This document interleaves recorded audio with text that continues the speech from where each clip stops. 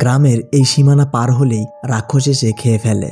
এজন্য গ্রামের মৃত ব্যক্তিকে এই রাক্ষসের কাছে রেখে যাওয়া হয়। কেন রাক্ষসটি এই গ্রামের মানুষদের মেরে ফেলে তা আজকের গল্পে জানাবো। মুভিটির IMDb রেটিং 8.8। বলছিলাম 2024 সালের আলোচিত হরর থ্রিলার মুভি কালিঙ্গার গল্প। সবাই ভিডিওটিতে লাইক করে চ্যানেলটি সাবস্ক্রাইব করে দিবেন। গল্পের শুরুতেই আমাদের হিন্দু পুরাণের কিছু কাহিনী দেখানো হয়। মূলত প্রত্যঙ্গিরা দেবী কিভাবে দুষ্ট শক্তিকে বধ করেছিল সে বিষয়টি তুলে ধরা হয়েছে। আমরা যে গ্রামের গল্প শুনতে যাচ্ছি সেখানেও দুষ্ট শক্তির প্রভাব রয়েছে। সালটা 1922। গহীন ঘন জঙ্গল। এক রাজা তার ঘোড়া নিয়ে জঙ্গলের মধ্য দিয়ে কোথাও যাচ্ছে। এবার আমাদের কয়েকদিন আগের ঘটনা দেখানো হয়। এই গ্রামটির নাম কালিঙ্গা। এই গ্রামে বসবাস করে রুদ্রা ও মালি। মালি কানে কম শুনত। রুদ্রা বাসায় আসতেই মালি তাকে খাবার দেয়। হঠাৎ মালি শুনতে পায় তাকে কেউ ডাকছে। মালি দ্রুত বাইরে যায়।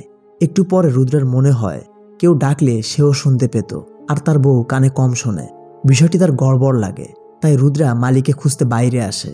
তাদের বাড়ি জঙ্গলের পাশেই। রুদ্রা খুঁজতে খুঁজতে জঙ্গলের দিকে যায়।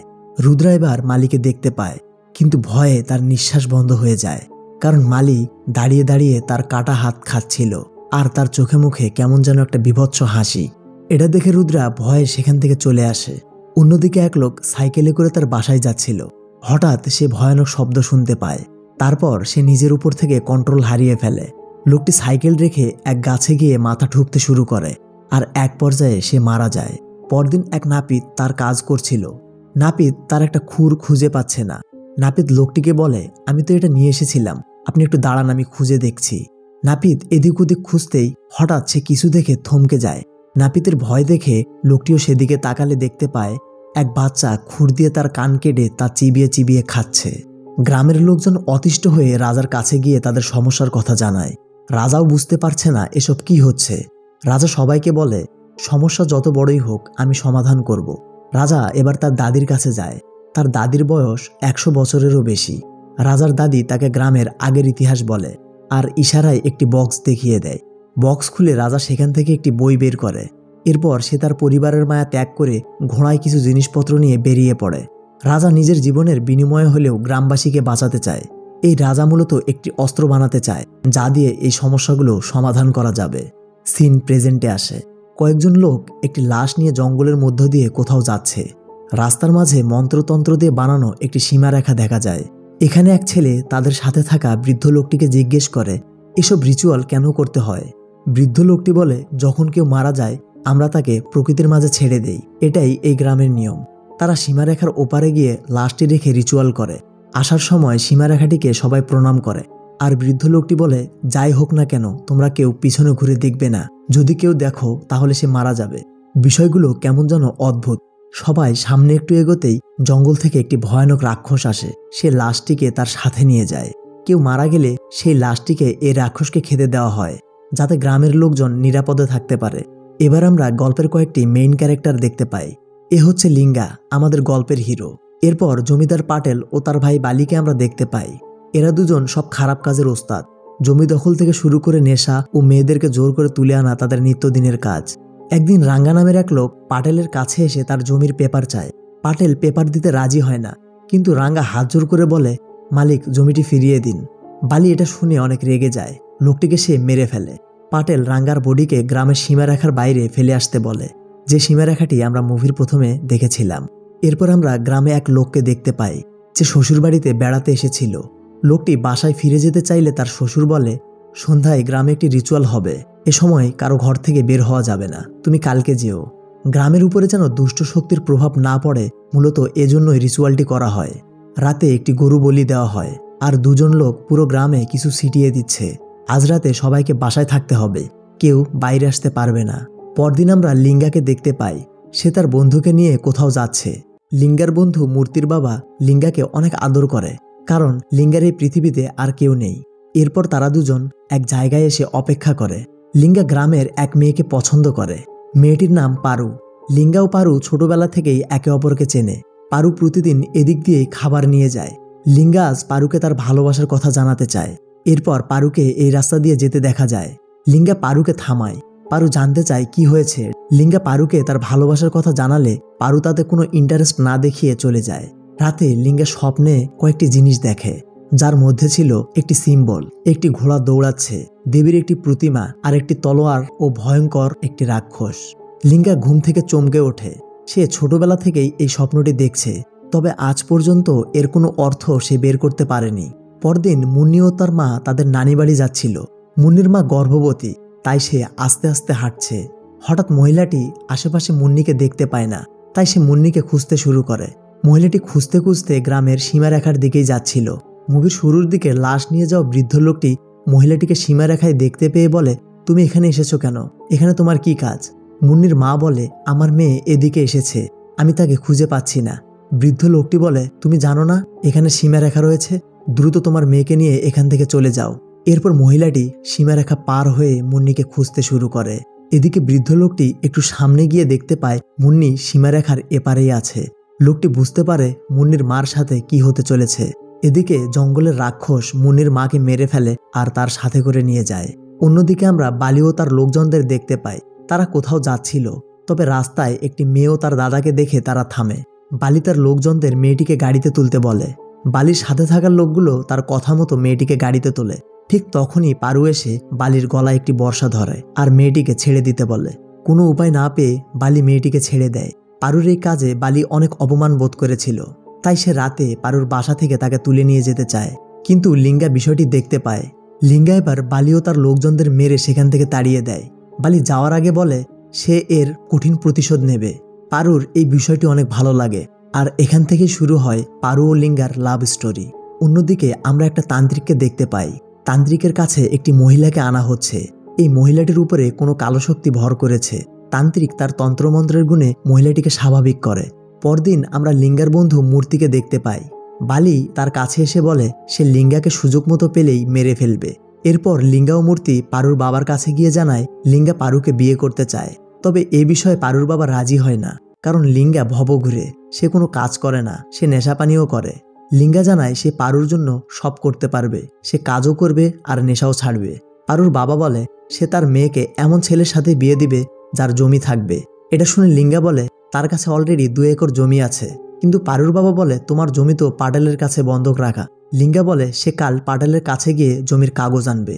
পরদিন লিঙ্গা জমির কাগজ আনতে পাটেলের বাসায় যায়। সেখানে বালিও ছিল। অলরেডি বালির সাথে লিঙ্গার ঝামেলাও হয়েছে। লিঙ্গা পাটেলের কাছে এবার জমির পেপার চায়। পাটেল বলে তোমার দাদা আমার কাছে জমি বন্ধক রেখেছিল, এই জমি নিতে হলে তোমাকে 10 বছরের ইন্টারেস্ট দিতে হবে। যদি তুমি রাজি থাকো তাহলে আমি কাগজ দেব। তবে লিঙ্গা বলে আমার দাদা ও বাবা আপনাকে তো ইন্টারেস্ট দিয়েছিল, হিসাব মতো আমার জমির পেপার পাওয়ার কথা। এসব শুনে বালি অনেক রেগে যায়, তবে পাটেল তাকে শান্ত করে। পাটেল লিঙ্গাকে বলে তোমাকে আমি 2 একরের বদলে 4 একর জমি দিচ্ছি, তবে সেটা গ্রামের সীমারেখার বাইরে।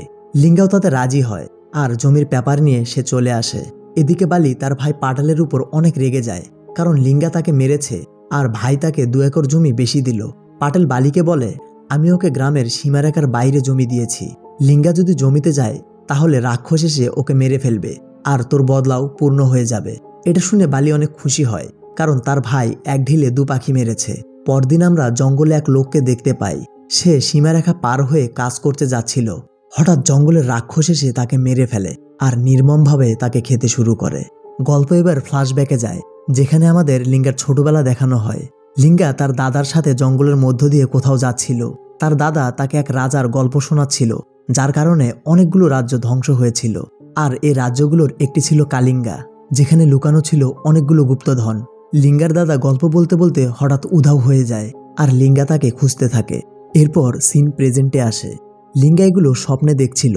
লিঙ্গা এই একই স্বপ্ন বারবার দেখত। এটা নিয়ে সে অনেক চিন্তিত ছিল। এর পরের দিন লিঙ্গার বিয়ে হয়। লিঙ্গা এতে অনেক খুশি ছিল, কারণ সে তার ভালোবাসার মানুষকে অবশেষে বিয়ে করতে পারল। লিঙ্গা ভাবছিল পাটেল তাকে 2 একরের বদলে 4 একর জমি কেন দিল, এতে নিশ্চয়ই কোনো ঝামেলা আছে। এরপর লিঙ্গা সিদ্ধান্ত নেয় সে তার বন্ধু মূর্তিকে নিয়ে সেই জমি মাপতে যাবে।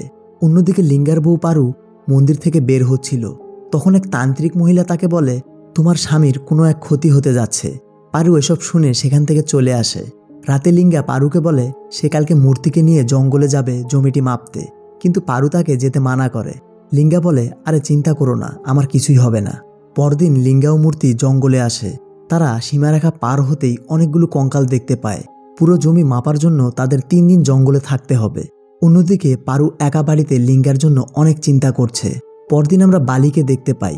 সে অনেক বেশি হতাশ ছিল, কারণ এখনও তার কাছে লিঙ্গার মৃত্যুর খবর এসে পৌঁছায়নি। এটা আসলে অবাক করার বিষয় ছিল, কারণ লিঙ্গার পূর্বে যারা জঙ্গলে গিয়েছিল তারা কেউ ফেরত আসতে পারেনি। রাতে বালি পারুর কাছে এসে বলে, তোমার স্বামী আর ফিরবে না। এটা শুনে পারু আরও বেশি চিন্তিত হয়ে যায়। এর পরের সিনে দেখা যায় পারু লিঙ্গাকে নিতে জঙ্গলে এসেছে। পারু লিঙ্গার হাত ধরে টানতে টানতে বলছে, তোমাকে এক্ষুনি এখান থেকে বাসায় যেতে হবে। হঠাৎ করেই পারু গায়েব হয়ে যায়। তার মানে লিঙ্গার হ্যালোসিনেশন হচ্ছিল। মূর্তি সকালে ঘুম থেকে উঠে দেখে লিঙ্গা তার পাশে নেই। এরপর মূর্তি লিঙ্গাকে খুঁজতে বের হয়। এর সাথে সাথে আমাদের অতীতে নিয়ে যাওয়া হয়, যেখানে লিঙ্গার দাদাকে ওই ক্রিয়েচারটি মেরে ফেলেছে। আর মারা যাওয়ার আগে লিঙ্গার দাদা লিঙ্গাকে একটি বক্স দিয়ে যায় আর বলে এই বক্সেই রয়েছে তার সকল প্রশ্নের উত্তর। কিন্তু দাদার মারা যাওয়ার পর সেই বক্সটি জঙ্গলে হারিয়ে ফেলেছিল। এরপর আমরা বুঝতে পারি লিঙ্গা জমি মাপতে নয়, মূলত এই বক্সটিকে খুঁজতেই জঙ্গলে এসেছে। লিঙ্গা খুঁজতে খুঁজতে সে বক্সটি পেয়ে যায়। বক্সটিকে খুঁজতে সেই জঙ্গলে আগেও অনেকবার এসেছিল, কিন্তু তা খুঁজে পায়নি। লিঙ্গা বক্সটি খুলে তার ভিতরে একটি পুরনো বই খুঁজে পায়। বইটির সাথে একটি চাবিও ছিল। সে বইটি পড়তে শুরু করে, আর বইটিতে লেখা আছে প্রায় 1800 সালের দিকে রুদ্রাগিরি নামে এক রাজ্য ছিল। এই রাজ্যের রাজা ছিল মাচিরাজ। সে কখনো রাজ্যের প্রজাদের কথা ভাবেনি। সে সবসময় ক্ষমতার লোভে অন্য রাজ্যের উপরে আক্রমণ করত। এক সময় তার নজরে পড়ে কালিঙ্গা রাজ্যটি। সেই সময় কালিঙ্গা রাজ্য শাসন করছিল রানা সিং। মাচিরাজ কালিঙ্গা রাজ্য দখল করতে অনেকবার আক্রমণ করে, কিন্তু সে বারবার পরাজিত হয়। মারা যাওয়ার পর রাজ্যের রাজা হয় তার ছেলে ভ্যালুডি। ভ্যালুডি তার বাবার ইচ্ছে পূরণ করতে চায়, অর্থাৎ সে কালিঙ্গা রাজ্য দখল করতে চায়। এরপর সে কালিঙ্গা রাজ্যের উপর আক্রমণ করে, কিন্তু সেও ব্যর্থ হয়। ভ্যালুডি ভাবে মনুষ্য শক্তির পাশাপাশি সে কালো শক্তির সাহায্য নেবে। এরপর সে কালো শক্তি দরকার সাহায্যে আসুরদাক্ষী নামের এক রাক্ষস তৈরি করে, আর এই আসুরদাক্ষীর সাহায্যে ভ্যালুডি কালিঙ্গা রাজ্য জয় করে। এরপর সে কালিঙ্গা রাজ্যের সব ধন সম্পদ এবং দেবীর মূর্তি তার নিজের রাজ্যে নিয়ে আসে। এই মূর্তি ছিল মুভির শুরুতে দেখানো প্রত্যঙ্গিরা দেবীর। প্রত্যঙ্গিরা দেবী এসব দেখে অনেক বেশি রাগান্বিত হয়, আর অসুরদাক্ষীর কালো জাদু ভ্যালুডির রাজ্যে আরোপ করে দেয়। এর ফলে এই রাজ্যের লোকজন নিজেরা নিজেদেরকেই খেতে শুরু করে। এই অংশটি আমরা মুভির প্রথমেই দেখেছিলাম, যেখানে কিছু লোক অজানা কোনো আওয়াজ শুনতে পেত আর নিজের শরীরের অংশই খেতে শুরু করত। এরপর আসুরদাক্ষী রাজ্যের মানুষের উপরে আক্রমণ শুরু করে, আর ভ্যালুডি তা চুপ করে দেখছিল। ভ্যালুডির স্ত্রী শকুন্তলা এসব সহ্য করতে না পেরে সে এক মনীষীর কাছে সাহায্য চায়। মনীষী তাকে জানায় শকুন্তলার স্বামী ভ্যালুডি যে যুদ্ধ করেছিল সেটা ঠিক হয়নি। শকুন্তলা এই ভুল থেকে পরিত্রাণ পাওয়ার উপায় জানতে চাইলে মনীষী তাকে বলে ভ্যালুডিকে প্রত্যঙ্গিরা দেবীকে প্রতিষ্ঠিত করতে হবে এবং পূজা করতে হবে সব রীতিনীতি মেনে। মনীষী আরও বলে তাকে বলি দিতে হবে মনুষ্যকে, আর সে ব্যক্তি অবশ্যই তার বংশধর হতে হবে, কিন্তু বলি দেওয়ার আগে ধন সম্পদ এবং দেবীর মূর্তি পাতালগঙ্গা নামের এক গুহায় রাখতে হবে এবং বলিও সেখানেই সম্পন্ন করতে হবে। এসব শুনে রানী রাজি হয়, আর সেরকমই করেছিল। এজন্য আসুরদাক্ষী গ্রামের ভেতর আসতে পারত না। দেবী শক্তি তাকে গ্রামের বাইরে রেখেছিল। মুভির প্রথমেই আমরা যে সিন দেখেছিলাম, এক বয়স্ক মহিলা রাজাকে সমাধানের পথ বলছে। এই মহিলাটি আর কেউ নয়, সে ছিল শকুন্তলা দেবী। রাজা তার কথা মতো এই কাজগুলো করেছিল, তাই দেবী শক্তি গ্রামকে আবারও বাঁচিয়েছিল। লিঙ্গা এসব তার বন্ধুকে বলছে। সে তার বন্ধুকে আরও বলে, আমি এই রাজ ফ্যামিলিরই একজন, তাদের রক্ত আমার শরীরে বইছে। তারা খুঁজতে খুঁজতে সেই গুহাটি পেয়ে যায়, যেখানে রাজা সব ধন সম্পদ রেখেছিল। এই গুহাতে আসুরদাক্ষীর ছবিও দেখা যায়। কঙ্কাল দেখে বোঝা যায় আসুরদাক্ষী লোকজনদের এনে এখানে খেয়ে ফেলত। এবার তারা রাজার সমস্ত সম্পদ পেয়ে যায়। লিঙ্গা এখানে দেবীর মূর্তি ও তলোয়ার দেখতে পায়, যেগুলো সে স্বপ্নে দেখত। তারা খুশি হয়ে সেগুলো বাইরে নিয়ে যাওয়ার কথা ভাবছিল। তখনই গুহাতে এন্ট্রি নেয় বালি ও তার লোকজন। বালি প্রতিশোধের আগুনে এতটাই জ্বলছিল, লিঙ্গা মরেছে কিনা তা সে দেখতে এসেছে। এখানে দু এক কথায় তাদের মধ্যে হাতাহাতি শুরু হয়। তবে এখানে রাজত্ব চলে আসুরদাক্ষীর। হঠাৎ আসুরদাক্ষী এসে বালির লোকজনদের মেরে ফেলতে শুরু করে। এসব দেখে লিঙ্গা তলোয়ার এনে আসুরদাক্ষীকে আঘাত করে, আর সাথে সাথে আসুরদাক্ষী ভ্যানিশ হয়ে যায়। এরপর তারা সব সম্পদ নিয়ে বাইরে আসে। বেশ কিছুদিন কেটে যায়। লিঙ্গা এখন অনেক বড় লোক, কারণ সে রাজার সম্পদ পেয়েছে। এরপর আমাদের দেখানো হয় লিঙ্গা জঙ্গলে যাওয়ার আগে পারু তার হাতে একটি কবচ বেঁধে দিয়েছিল। এর ফলে আসুরদাক্ষী তার কোনো ক্ষতি করতে পারেনি। কিছুদিন পর আবারও পূর্ণিমার রাত আসে। ঘুমিয়ে থাকা এক লোকের শরীরে দুষ্ট শক্তি প্রবেশ করে, তবে তান্ত্রিক এসে তাকে বাধা দেয়। এরপর আমরা দেখতে পাই আসুরদাক্ষী আবারও ভয়ঙ্কর রূপে ফিরে এসেছে। দেবী শক্তি আসুরদাক্ষীকে শান্ত করতে পারে, কিন্তু একবারে ভ্যানিশ করতে পারে না। কালিঙ্গার পরবর্তী পার্টে হয়তোবা আমরা দেখতে পাবো কিভাবে আসুরদাক্ষীকে পুরোপুরি শেষ করা যাবে। তো গল্পটি কেমন লাগলো অবশ্যই কমেন্টে জানাবেন। সবাই ভালো থাকবেন, সুস্থ থাকবেন।